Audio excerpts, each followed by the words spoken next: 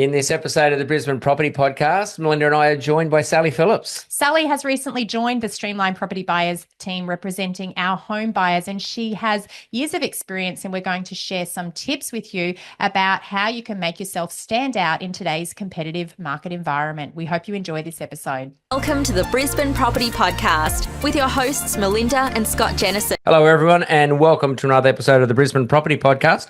Today we're going to chat about helping, obviously, standing out in a very competitive market. And to join us today is Sally Phillips. Welcome, Sally, and welcome to the team. Thanks so much, Scott and Melinda.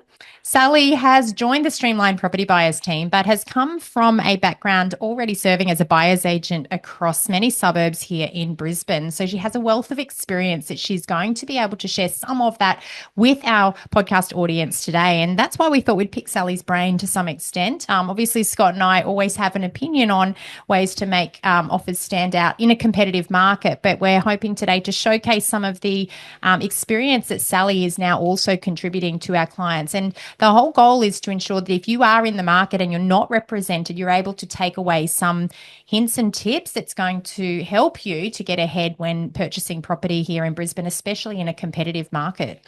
Yeah, I think as Melinda mentioned, and Sally, you know now here at Streamline, and we work really close as a team. So I think it is great that I might have an opinion, which will be different to Melinda's. Sometimes that happens, which could be different from yours. But to bounce those ideas off in the office, as we do sometimes in different circumstances with buyers, obviously at the moment in the market, it's pretty competitive. Very competitive out there.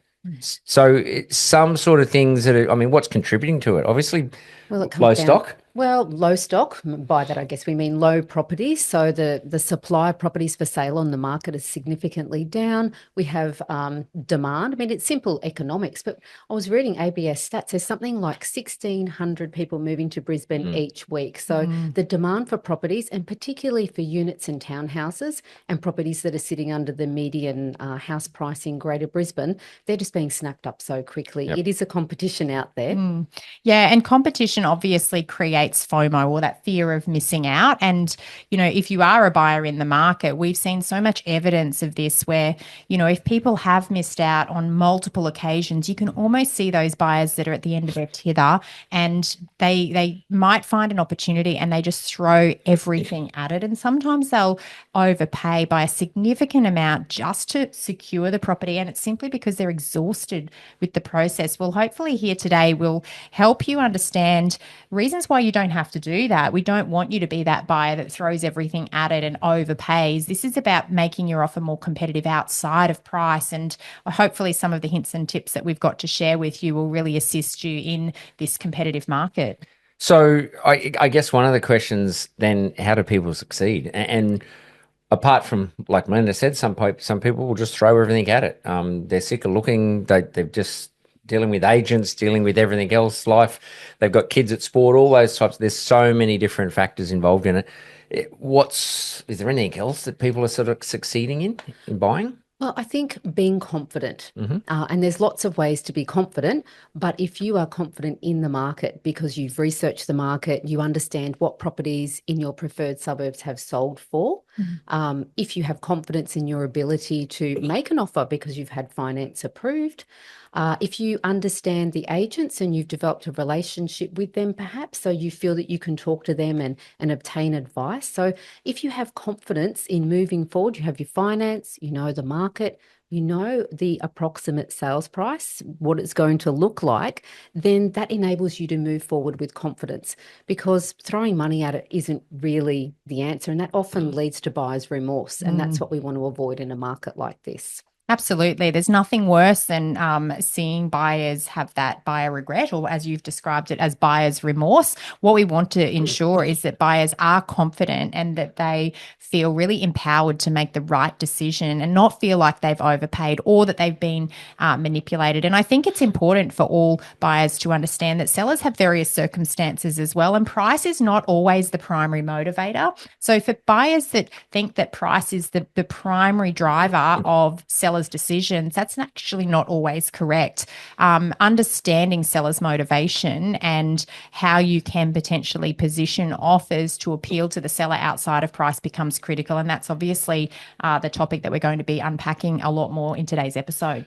I think one thing which you touched a little bit on there, Sally, as well, is when you talked about the confidence in the market and knowing the market, so not getting caught up in things, the emotion. So when we look at home buyers, there's always emotion. And whether it's from the buyer or the seller, generally you'll find there's a fair level of emotion involved in it. So knowing that market and understanding it to try and keep that emotion side of thing down. And I think having emotion is really important because we're talking about buying homes and we want to be engaged and we want to fall in love with a property. Yep. But I think understanding what you're looking for, and particularly if you're in a partnership, you're a couple, you're a family, having a property brief that's been defined about what you need, what you'd like, and what you won't compromise on, the deal breaker, we might call it. Yep. And if you've got some sort of brief that you've mapped out yourself, then that gives you a counterbalance to emotional purchasing.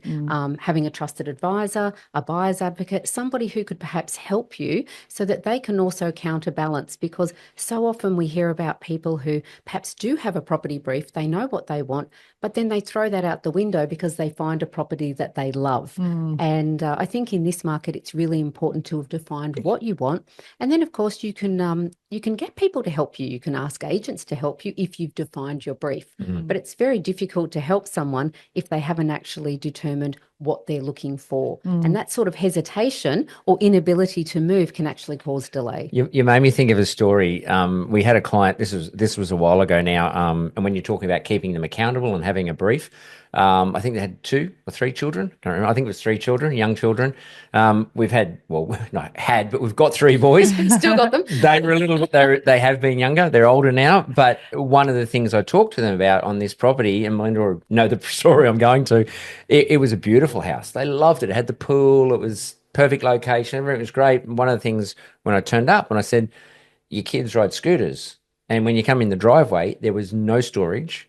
There was nothing. You couldn't put these scooters. And I said, I can tell you, you will be picking up those scooters for the next 5 to 10 years.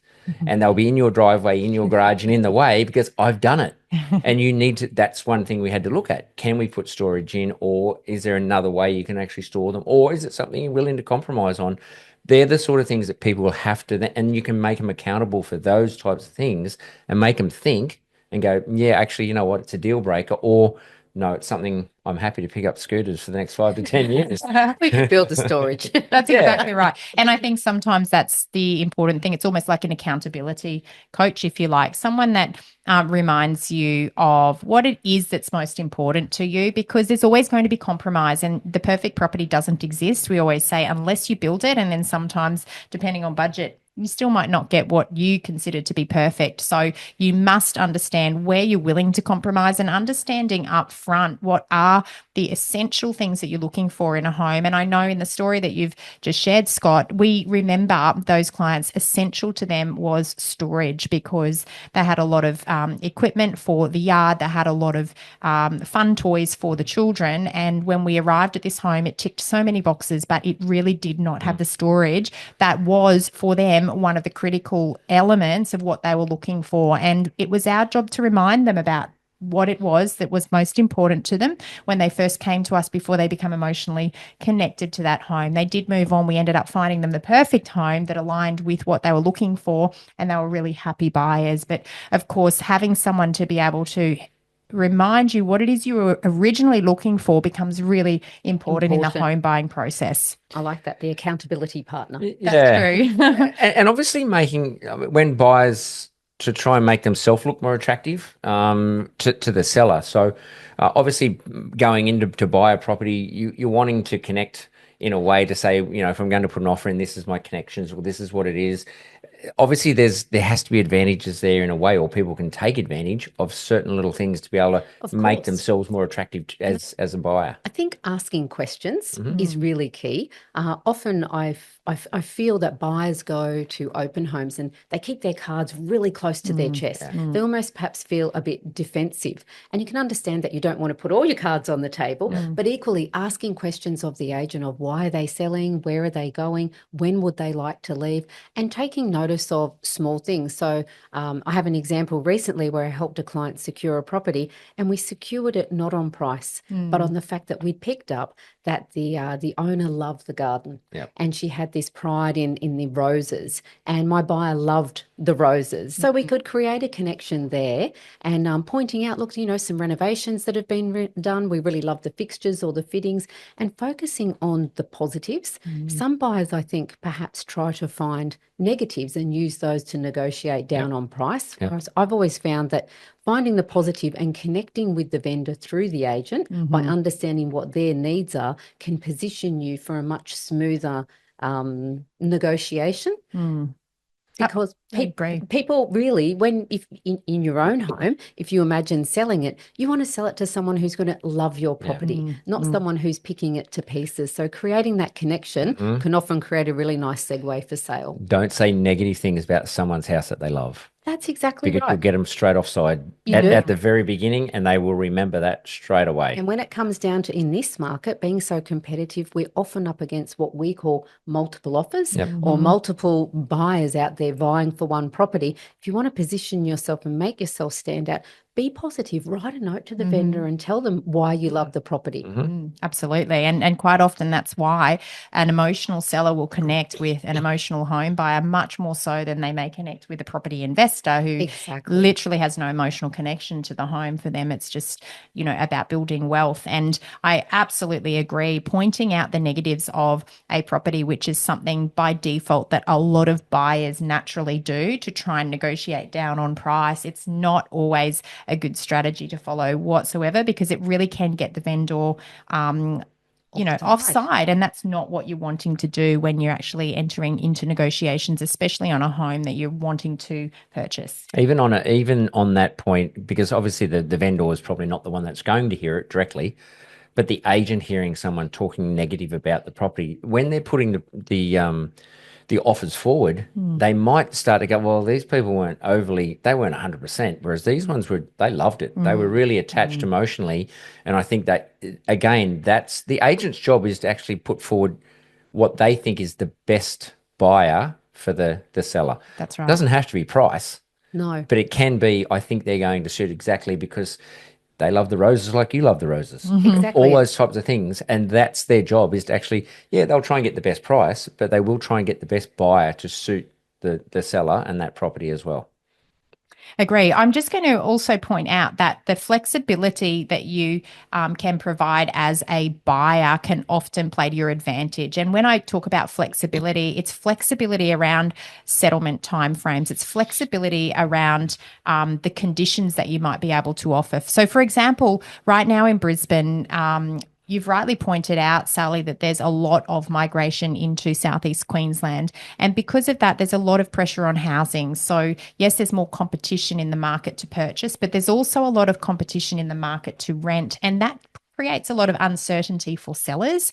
Quite often, giving sellers more certainty can position your offer more attractively outside of price. So if you have questioned the agent and you understand, for example, that the seller has not yet purchased elsewhere, they need to sell before they buy, providing a level of certainty for the seller through longer settlement timeframes or optional rent back clauses within a contract or conditions within a contract can also be hugely beneficial in positioning your offer outside of price alone. So that's why it's important to engage with a selling agent, understand the motivation of a seller and their circumstances, because you might just find through those conversations there's critical pieces of information that you can then piece together an offer that's going to be favorable to the seller but also suits you in terms of what you're trying to achieve as a buyer. So don't underestimate the importance of really getting a good understanding of why an individual or a family might be selling, and understand that before you're actually putting forward your offer. I think that's part of the reason why, another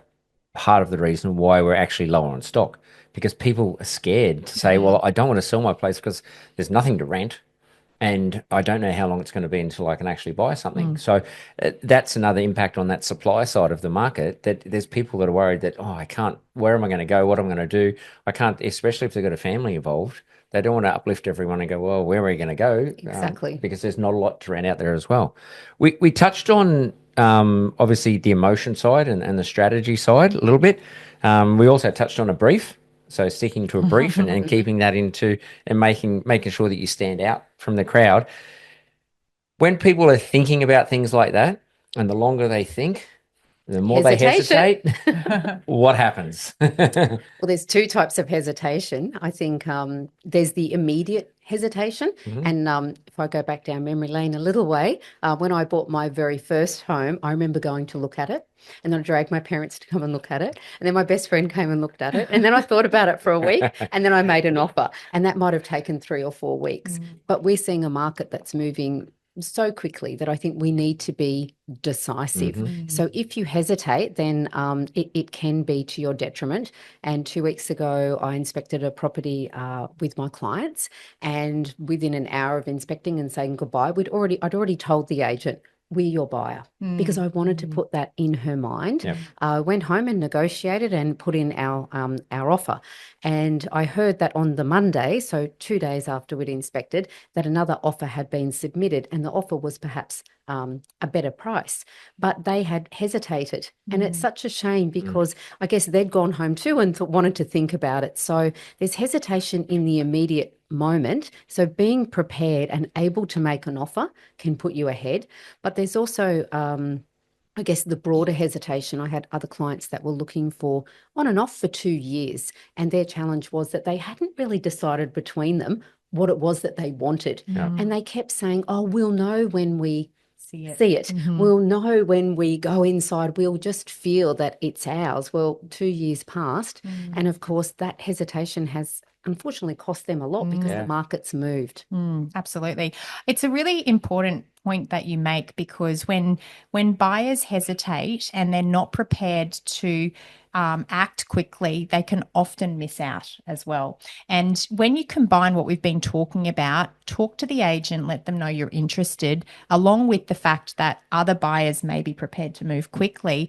If you're the buyer that fails to communicate with a selling agent and let them know that you have interest, and you're the buyer that hesitates and overanalyzes, by the time you actually make the decision that that might be the right home for you, and you contact the agent, it might already be under contract, and there's nothing worse than that fear or that feeling of missing out because you just simply didn't know. And a lot of selling agents might not necessarily have the time to call back every single buyer that's inspected a home before they're accepting an offer, simply because there's such strong demand in the market. So it is critical as a buyer to understand that you do need to be prepared in the current market to make quick decisions, because the selling agent won't wait for you to analyze your situation. They control the speed of the market, and if there's multiple offers that have been received, they can close offers at a specific time. So you need to be prepared that when you find a home, you must be in the mindset to make a quick decision so that you are able to participate in that negotiation or that multiple offer process. Otherwise, you may miss out and feel that real disappointment. Well, I think, Sally, when you talked about 3 weeks to buy your first property, I wish we had that much time these days. I mean, nowadays, sometimes we're talking 3 days, because some agents will list open, sell, done, it's gone. As Melinda just mentioned then, missing out on properties. Again, some people will say, oh, I've inspected the property, but it's going to auction. It's okay. I've got 3 or 4 weeks to wait, and all of a sudden it's sold.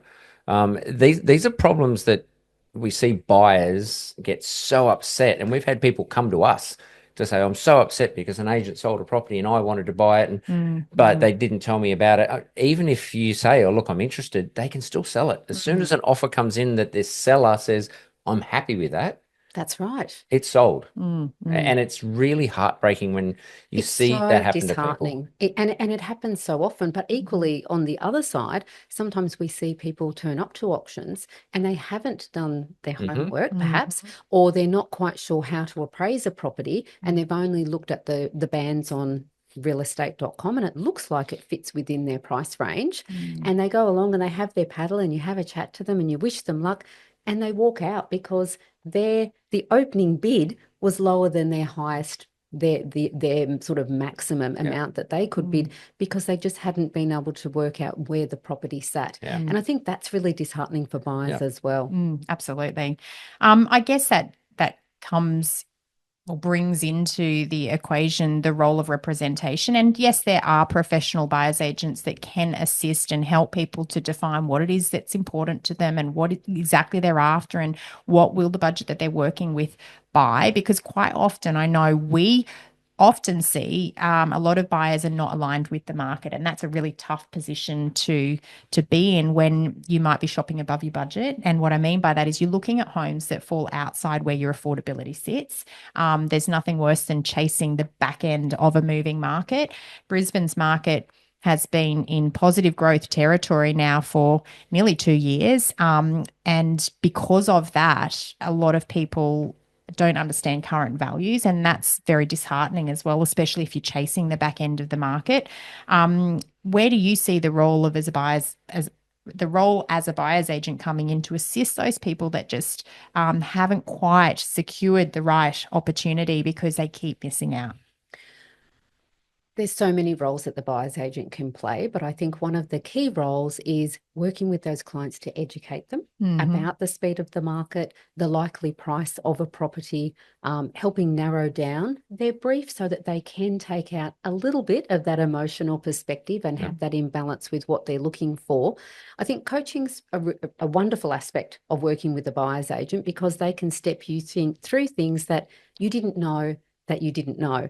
So there's a little bit of guiding and coaching there. But I think one of the key attributes that a buyer's agent brings or representation brings is time, because we apply time to studying the market, doing the due diligence, making sure that any property that we go and look at on the Saturday, we've already done all the groundwork. We know everything there is to know about the property. We've appraised it. So we give them confidence to say this property ticks 9 out of 10 of your boxes. If you like it, let's make an offer. We don't need to wait until midweek. So I think it's that confidence that the coaching and the knowledge brings, along, of course, with the networks. Yeah.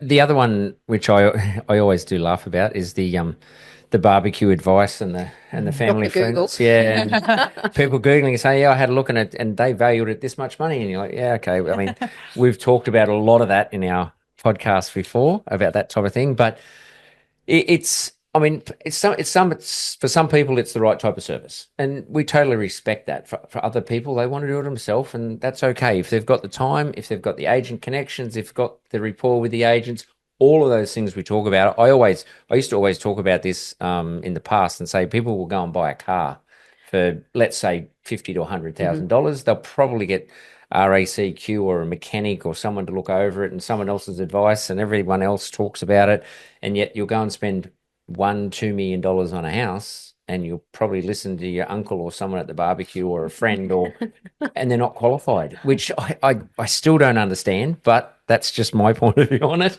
And without getting some sort of professional advice and assistance in it, in such a huge emotional and financial investment. And it's not just that, is it? It's actually having access to all of the properties that are available on the market. And I don't know the exact stats, but I heard that about 30% of properties that are transacted in Brisbane each year never appear on realestate.com or on Domain. So being able to show people everything that's available is a real advantage.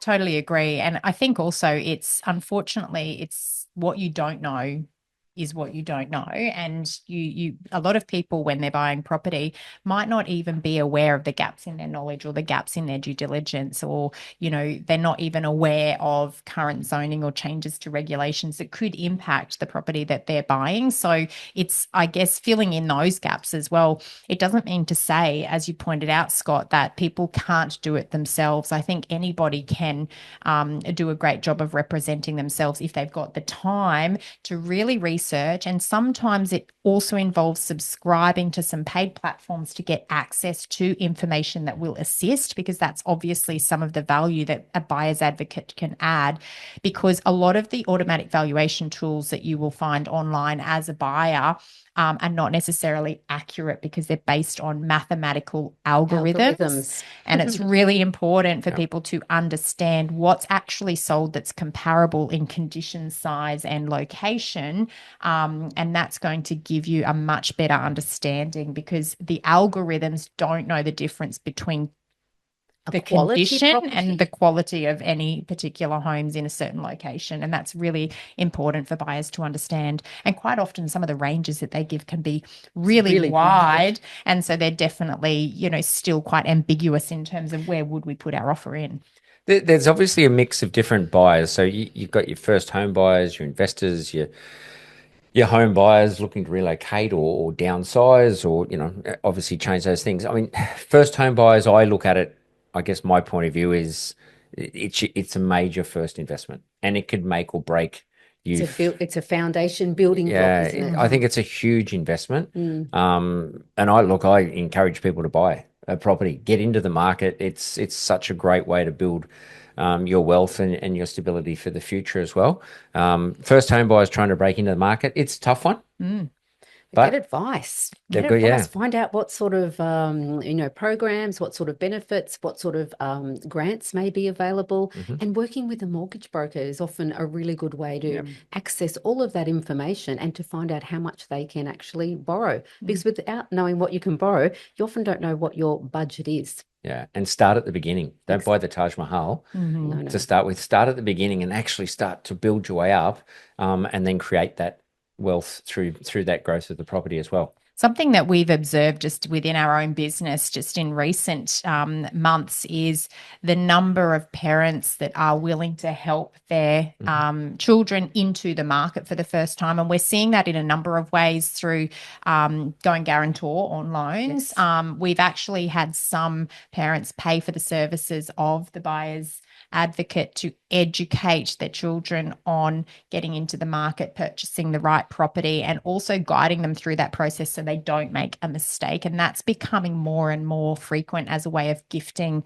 an education in investing. And when I say investing, a first home is definitely an investment. It's an investment into someone's future wealth, because that first property that you buy can make or break set you up for the future. Absolutely. So, we're seeing parents actually give the gift of quality buyers advocacy representation to their first home buying sibling or children. And that's actually a great way that parents can give back to their family as well.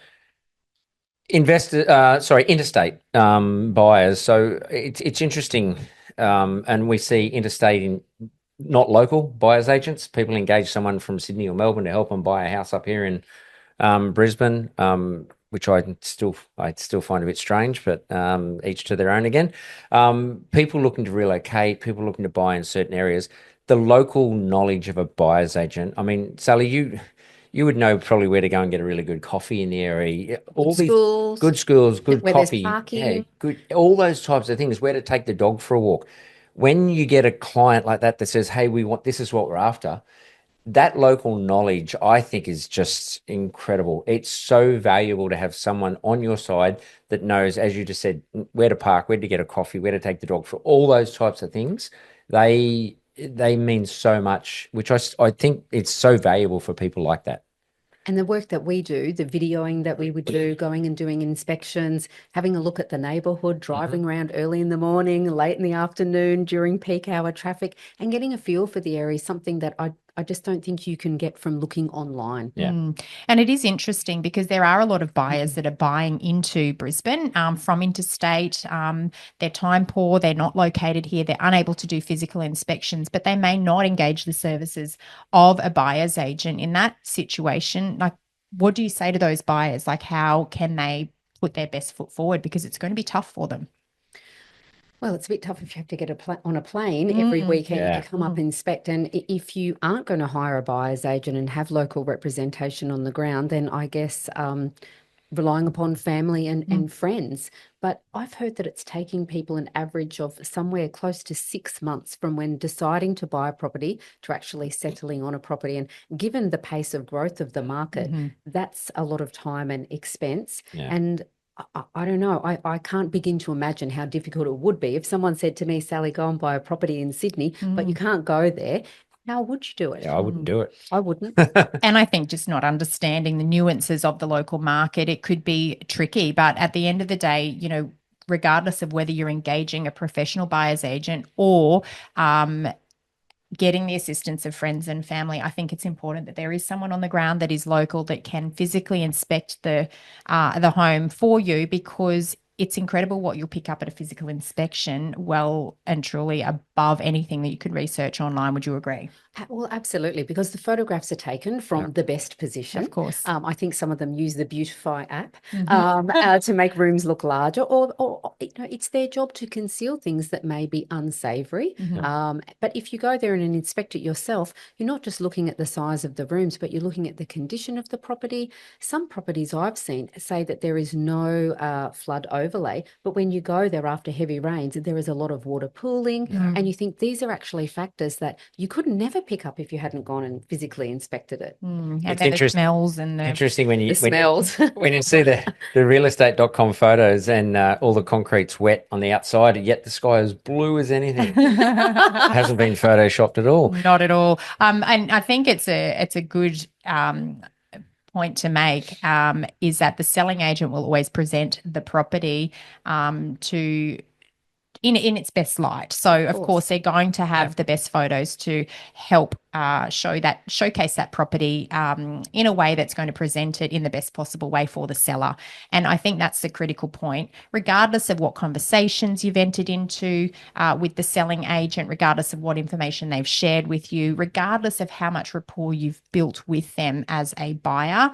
It's critical to always understand that a selling agent is retained by a seller and gets paid by the seller. So their job is to get the best price for the seller. So don't be lured into a false pretense thinking that they'll represent you. Yeah, that's exactly right, because we've seen that time and time again with buyers that think that the selling agent is really helping them, but in actual fact, they're helping them to put forward an offer that's going to be in the best interest of their seller, because they're getting paid by the seller.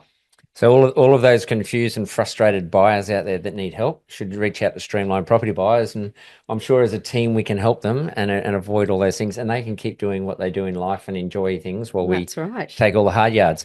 A little bit of advice. Any advice for buyers who seem to have missed out a few times and feel discouraged? Don't be discouraged, because Brisbane is a fantastic market and there are opportunities, and it's a great market to continue to invest in for the foreseeable future. But if you have been missing out, perhaps take a moment to think about why. Is it because you hesitated? Is it because you didn't understand the value of the property? What are the reasons? Maybe there's a blockage that you yourself have created. And if you can analyze that without going into analysis paralysis, but if you can work out what's been stopping you move forward and perhaps work on that, listen to some podcasts, do some research, and equip yourself to be prepared so that you have the confidence in acting. But you need to have your finance approved. I think that's key. One thing I often see is that buyers find the property of their dreams and then they sort of do it in reverse. Try and get finance, try and do the due diligence. You really need to be going in prepared. So educate yourself and work out what's stopping you. I think that's a fantastic piece of advice, because if you're not analysing what the issue is retrospectively, you'll never quite know why you're missing the mark. And I can't tell you how many buyers I've seen walk out of an auction, even if they have started to bid, which means they don't actually see the result and the sale price. And that just astonishes me that they wouldn't at least be interested to understand where the current market sits, especially if it was a home or a property that they had interest enough in that they've registered to bid. And yes, we know and understand everybody's busy, and some of the auctions are drawn out, especially if there's a negotiation period. But if you're there enough and you love it enough that you've registered to bid on the home, even if you've been outbid and someone else is prepared to pay more, stay, learn, be educated by the eventual sale price, because that becomes the new benchmark upon which any other homes in that area are going to base value on. So it's critical. Market knowledge is going to set you apart. And it's one of the reasons why, as a team, every Saturday we are out and about, not just inspecting homes and investment properties for our clients, but we're also actively getting a good cross-section of the market at auctions so we can understand real-time value as it's happening. If we're waiting for something to become a settled a settled sale, we're already behind the market because it does take 4 to 6 weeks at least for that information to become available to us. So stay in the market, understand current values, and really don't walk away from an auction if you're there to bid. Understand what it sells for so that you can understand current market conditions. Yeah, it's the auction bidding one's an interesting one. We were at an auction last week, and there was people there that didn't really know, obviously, what they were doing. The property was on the market, and they asked whether they're allowed to offer $2,000, which we sort of went, wow, you can offer whatever you like, really, because it's on the market, and they'll take it. But I know we talk, and obviously we're buyers advocates, and we do, obviously, we're pro that side of it. So obviously our listeners would have picked that up by now. But I think if people are frustrated or interested or curious on the type of service, I mean, look, I know from our side of it, Streamline, it's free to talk to us. Mm-hmm. You can ask the questions. There's no obligation. You don't have to go ahead with it. Get some other advice. Have a look at Reba. Have a look at those sort of websites for those sort of people that are recommended. Talk to an agent. Okay. Ask who would they recommend, those types of things, but do your research and open up to talk to a few people. So even when I say for ourselves at Streamline, you don't have to just talk to us. You can talk to a few people because there's going to be different people that match for certain clients. Not everyone is the perfect match for each other, so that's okay. But if that service is something people are interested in, have a conversation and just get to know what it is and how it works. Absolutely. I think it's an advantage for people if they really want to get into the market. That is a big advantage I can see that can help them get pre-market, off-market, and also opportunities with agent relationships as well. Having a coach, having a trusted advisor, someone who's working on your side. Yep. Absolutely. Yep. I think we've covered a lot of things here for buyers and a lot of information. Look, Sally, thank you so much for taking your time out of your day to have a chat with us. And obviously, people wanting to chat to Sally more, reach out, as I said, to Streamline. We're here to help. We're here to talk to people and guide them through and just help them through the process. Thank you so much, Sally, for joining us today for the podcast. Great. Yeah, you've done really well and shared a lot of valuable information, and I'm sure our listeners will agree. That's lots of tips that Sally has shared with you that you can go away and implement on your property buying journey. We hope you have enjoyed this episode. As always, we would love for you to leave us a review.